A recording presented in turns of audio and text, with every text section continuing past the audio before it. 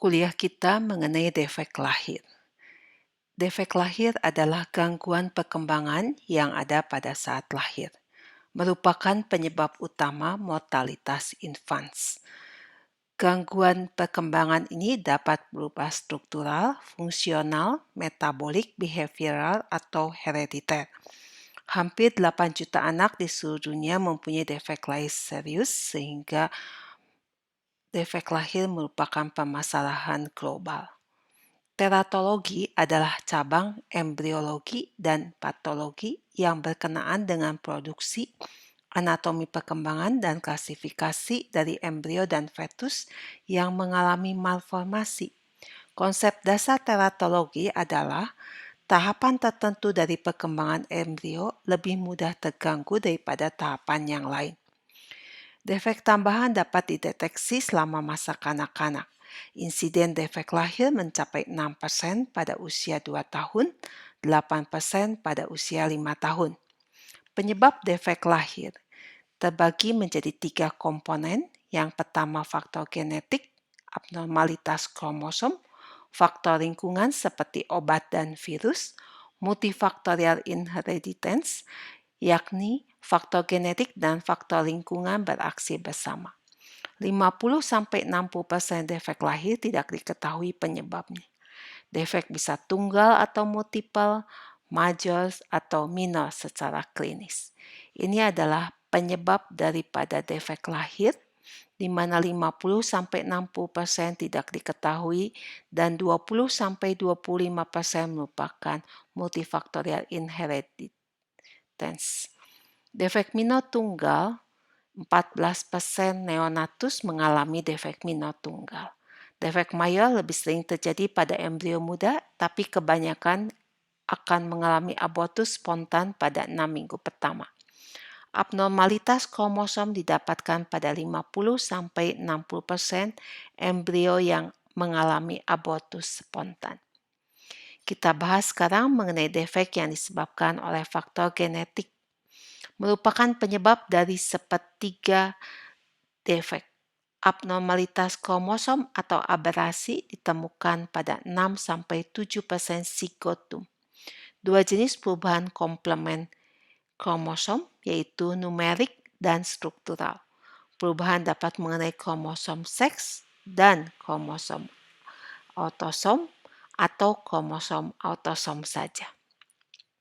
Abnormalitas kromosom numerik dihasilkan dari non-disjunction, yaitu kesalahan pembelahan sel di mana sepasang kromosom atau dua kromatid dari satu kromosom tidak terpisah selama mitosis atau meiosis. Jadi, pasangan kromosom atau kromatid hanya diturunkan kepada satu sel anak yang lain tidak menerima. Non-disjunction dapat terjadi pada gametogenesis maternal maupun paternal. Kromosom sel somatik normal berpasangan yang kita sebut sebagai kromosom homolog. Perempuan normal mempunyai 22 pasang autosom dan 2 kromosom X. Laki-laki normal mempunyai 22 pasang autosom dan 1 kromosom X dan 1 kromosom Y. Ini menjelaskan mengenai non-disjunction. Jadi kalau meiosis abnormal pada perempuan akan terjadi 22 dengan 2 kromosom, pasangan kromosom, sedangkan sel yang lain hanya mempunyai 22 saja. Jadi 24 dan 22 tidak terbagi menjadi 23 dan 23. Demikian juga ini kalau misalkan pada laki-laki meosisnya normal, sehingga nanti kalau bergabung yang 24 tambah 23 akan menjadi 47. Sindrom Turner. Ini 1% embrio perempuan dengan monosomi X bertahan hidup. Insidennya adalah 1 dari 8.000 kelahiran hidup. Separuh mempunyai 45 X, separuh mempunyai variasi abnormalitas kromosom seks. Fenotipnya adalah perempuan. Tanda seks sekunder seringkali tidak berkembang sehingga memerlukan terapi suri hormon. Abnormalitas kromosom monosomi X merupakan abnormalitas sitogenetik yang paling sering pada fetus yang mengalami abortus spontan. Ini merupakan penyebab 18% semua abortus akibat abnormalitas kromosom. Non-disjunction pada spermatozoon 75% kasus sehingga kromosom X paternal hilang. Konstitusi kromosom yang paling sering pada sindrom Turner adalah 45X. Hampir 50% diantaranya mempunyai kariotip lain. Ini adalah bayi perempuan dengan sindrom Turner, jadi hanya mempunyai 45 kromosom dengan satu kromosom X. Wajahnya itu memperlihatkan yang A ini adalah wajah bayi dengan sindrom Turner. Ya, yang B itu memperlihatkan web neck. Ya, kemudian yang C memperlihatkan lymphedema pada kaki. Ya. Nah, ini adalah sindrom Turner pada gambar yang A adalah sindrom Turner pada anak perempuan 14 tahun. Ya, perhatikan fiturnya yaitu pendek, web neck, ya, dan tidak mengalami maturasi seksual. Kemudian dadanya lebar, ya, dengan nipplesnya yang berjauhan. Lymphedema dari lengan dan tungkai, ya, ini adalah gambaran daripada sindrom Turner. Ya, trisomi autosom. Ada 3 kromosom dari yang seharusnya sepasang. Abnormalitas jumlah kromosom yang paling sering terjadi. Penyebabnya juga adalah meiotic non-disjunction. Ya, jadi gamet menghasilkan gamet 24 kromosom yang akan bergabung dengan gamet yang 23 kromosom sehingga terbentuk zigot 47 kromosom. 3 sindrom utama trisomi autosom adalah trisomi kromosom 21 yang kita kenal sebagai sindrom Down, trisomi 18 sindrom Edwards, dan trisomi 12 sindrom Patau. Infants dengan trisomi 13 dan trisomi 18 menderita malformasi berat dan defisiensi mental.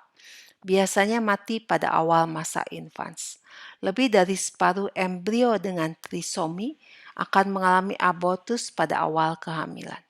Frekuensi trisomi autosom meningkat dengan bertambahnya usia maternal. Aneuploidy paling umum pada ibu tua, ya, trisomi 21. Akhir dekade ini diperkirakan ibu lebih dari 34 tahun akan melahirkan 39% bayi dengan trisomi 21 dan pada trisomi 21 dapat jadi translokasi atau mosaik sebanyak 5%. Mosaik adalah dua jenis sel atau lebih mengandung jumlah kromosom yang berbeda, bisa normal dan abnormal. Mosaik akan menghasilkan kelainan fenotip yang kurang berat dengan IQ yang hampir normal. Ini adalah trisomi 21 atau sindrom Down, trisomi 18 sindrom Edwards, dan trisomi 13 sindrom Patau. Ya, ini adalah manifestasi klinik yang biasa terjadi. Jadi ketiganya akan mengalami defisiensi mental. Ya, kelainan pada Edwards dan Patau biasanya berat, sedangkan pada Down syndrome, ya, dia mempunyai wajah yang khas.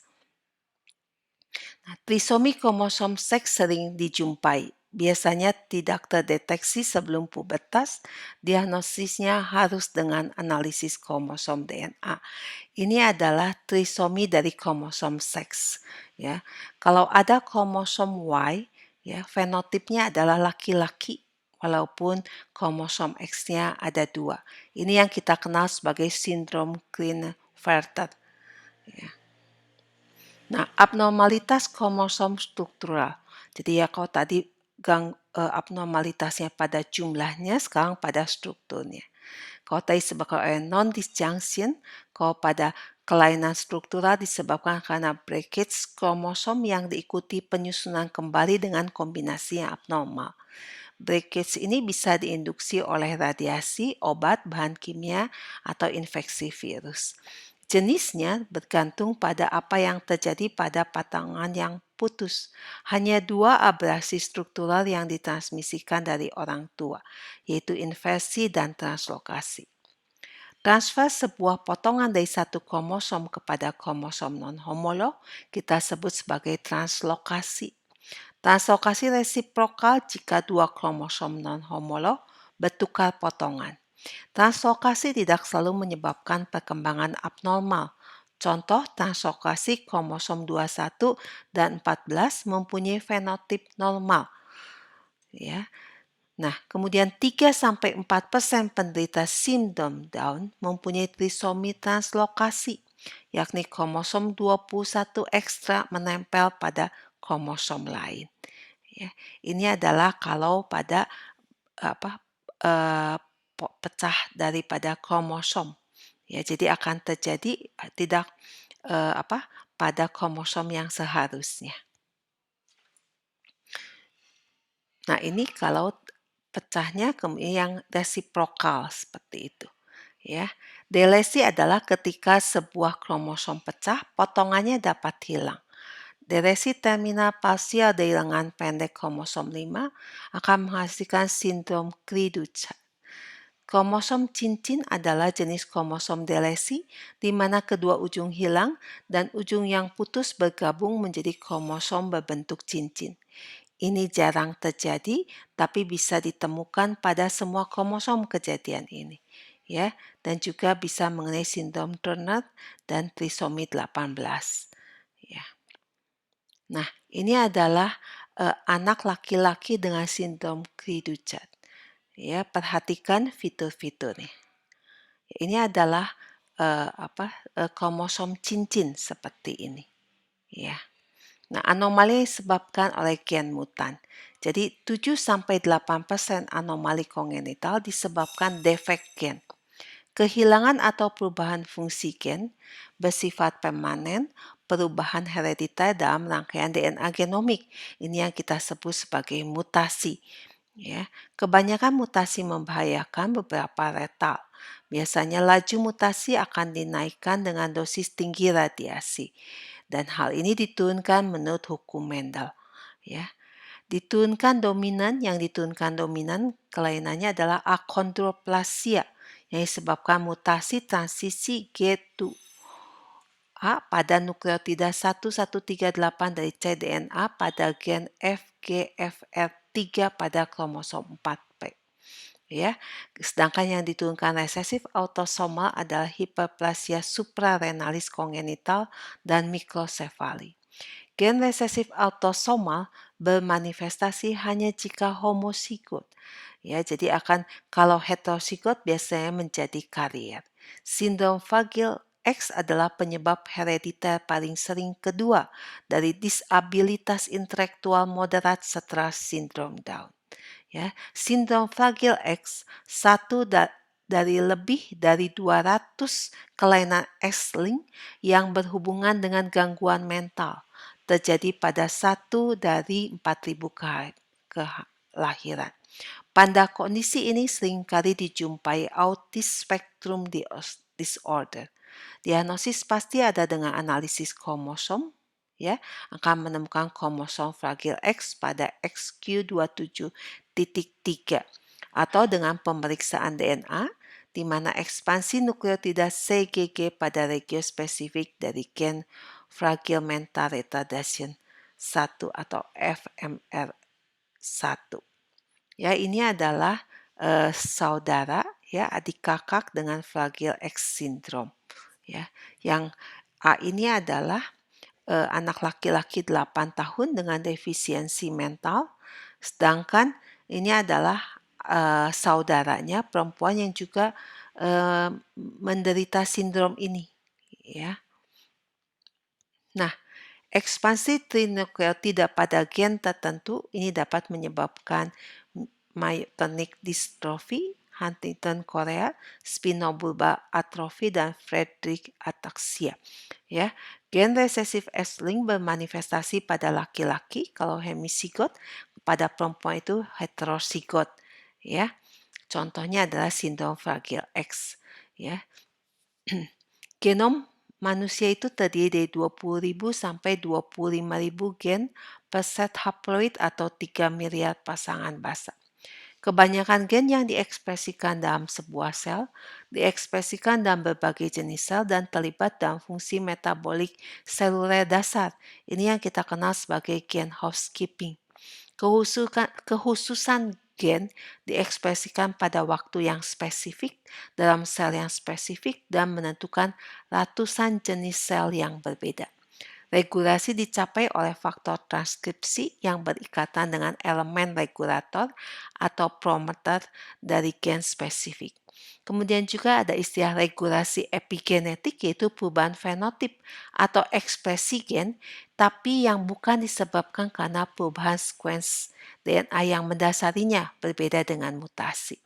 Sedangkan genomic imprinting adalah proses epigenetik di mana arel yang diturunkan dari ibu atau ayah ditandai oleh metilasi. Ya, ini akan men-silencing gen sehingga ekspresi gen non-imprinted. Hanya arel paternal atau arel maternal dari gen yang aktif pada keturunannya. Seks dari orang tua yang mentransmisikannya mempengaruhi ekspresi atau non-ekspresi gen tertentu. Contohnya adalah sindrom Prader-Willi dan sindrom Angelman. Jadi fenotipnya ditentukan oleh apakah mikrodelesi ditransmisikan oleh ayah atau oleh ibu. Jika oleh ayah, PWS; jika oleh ibu, AS. Ya, ini adalah beberapa contoh daripada sindrom gen ya yang mikrodelesi atau mikroduplikasi.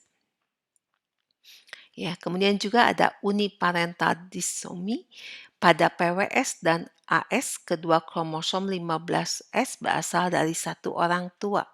Uniparental disomi pasangan kromosom 6 akan menyebabkan transien neonatal DM.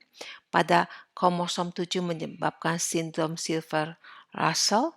Pada kromosom 1 dan 12 tidak akan menghasilkan fenotip yang abnormal. Kemudian juga ada istilah gen homeobox, yaitu kelompok gen yang ditemukan pada semua vertebrata. Pada awal perkembangan embrio mengkhususkan identitas dan pengaturan spasial segmen tubuh gen ini. Ya, kemudian defek lahir yang disebabkan oleh faktor lingkungan. Kita kenal istilah teratogen. Teratogen yaitu agen yang dapat mengakibatkan defek lahir atau meningkatkan insiden defek dalam populasi. Faktor lingkungan dapat mensimulasikan faktor genetik sehingga 2 atau lebih anak dari orang tua normal terkena. Ya, ini bisa kita lihat pada keadaan ini sehingga kita menyangkanya ini adalah faktor genetik, pada ini adalah faktor lingkungan. Prinsip penting adalah bahwa tidak semua yang familial adalah genetik. Organ dan bagian embrio paling sensitif terhadap teratogen selama periode diferensiasi cepat. Faktor lingkungan menyebabkan 7-10% seluruh defek lahir.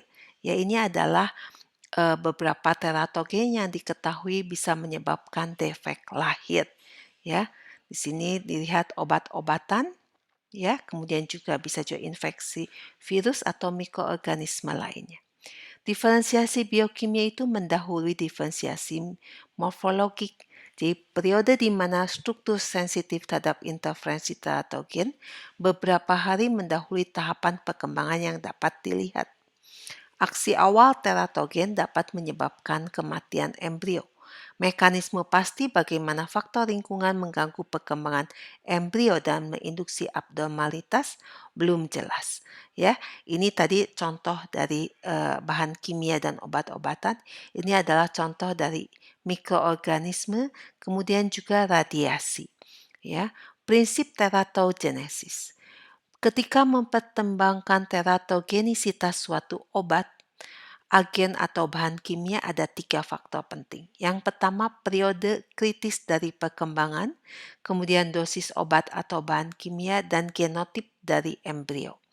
Periode kritis perkembangan manusia secara umum adalah ketika pembelahan, diferensiasi sel, dan morfogenesis berada pada puncaknya. Periode paling kritis perkembangan otak adalah pada masa 3-6 minggu. Setelahnya masih dapat terganggu karena otak masih terus berdiferensiasi dan tumbuh cepat ketika lahir. Terus demikian selama 2 tahun pertama. Perkembangan gigi berlanjut setelah lahir. Perkembangan gigi permanen dapat diganggu oleh pemberian tetrasiklin dari 18 minggu prenatal sampai usia 16 tahun. Ya, ini kita bisa melihat ya beberapa periode kritis perkembangan. Gangguan lingkungan selama 2 minggu pertama dapat mengintervensi pembelahan psikotum, implantasi blastokistis, kematian dini, dan abortus spontan. Tapi tidak diketahui bisa menyebabkan anomali kongenital. Perkembangan 2 minggu pertama berhubungan dengan pembentukan struktur ekstra embrio. Selama periode organogenesis, yaitu pada minggu ke-4 sampai minggu ke-8, teratogen dapat menginduksi anomali kongenital mayor. Mikroorganisme sering membunuh embrio jika hadir pada masa embrio. Periode paling kritis bagi perkembangan otak adalah pada usia 3-6 minggu. Ya. Oke. Kemudian perkembangan gigi berlanjut setelah lahir. Perkembangan gigi permanen dapat diganggu oleh tetrasiklin dari fetus 14 minggu hingga 8 tahun setelah lahir. Periode kritis perkembangan sistem skeletale hingga masa kanak-kanak ini akan menyebabkan pertumbuhan jaringan skeletal menjadi ukuran yang baik untuk menilai pertumbuhan umum. Ya, ini adalah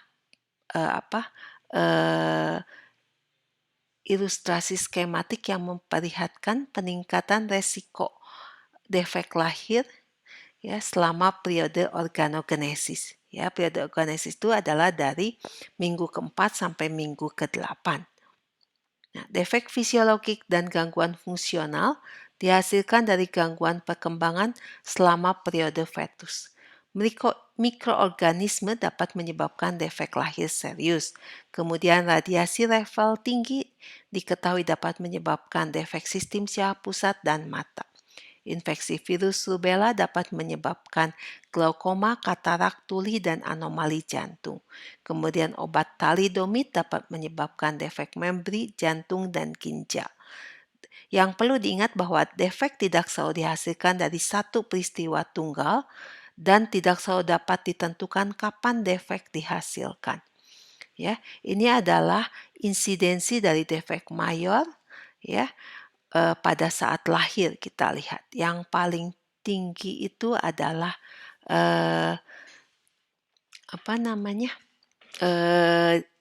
jantung ya. Jantung bukan jantung, tapi otak ya, ini urutannya. Otak, jantung, ginjal, membri ya, dan yang lain-lain ya. Oke. Ada hubungan mengenai dosis obat atau bahan kimia. Ada hubungan antara dosis dan respon. Ya, dosis pada hewan secara umum lebih tinggi.